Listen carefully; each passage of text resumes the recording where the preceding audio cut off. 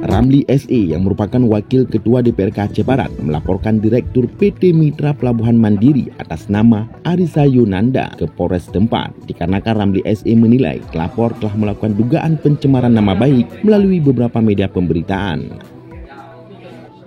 Kuasa hukum Ramli SE, Putra Pratama Sinulinga dan partner menyebutkan jika apa disampaikan oleh pelapor terkait laporan LHKPN di sejumlah media tersebut merupakan tuduhan yang tidak dapat dibuktikan, yang mana tuduhan bahwa laporan harta kekayaan penyelenggara negara tersebut itu hanyalah fiktif. Hari ini kita melaporkan mengenai pencemaran nama baik yang dilakukan oleh Direktur MPM dengan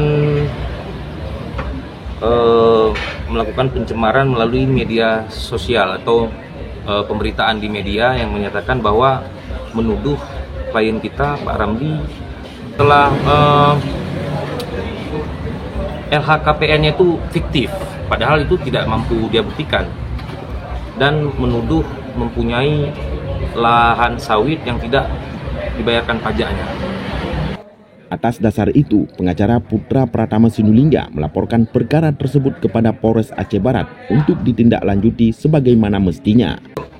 Tentunya klien kita sangat dirugikan ya, karena klien kita juga seorang anggota legislatif ya DPRK, di mana klien kita tersebut sebenarnya melaksanakan fungsinya sebagai dewan dalam fungsi pengawasan ya. Jadi pada saat rapat dengar pendapat itu mungkin yang bersangkutan merasa sakit hati sehingga yang bersangkutan melakukan pencemaran nama baik via media sosial dan pemberitaan online. Ini yang sangat kita kecewakan. Padahal sebenarnya harusnya dia cukup membantah ketika memang pada saat di RDP tersebut beliau tidak puas, ya tinggal dibantah saja. Cuman tidak perlu menyerang kehormatan pribadi klien kita. Seperti itu.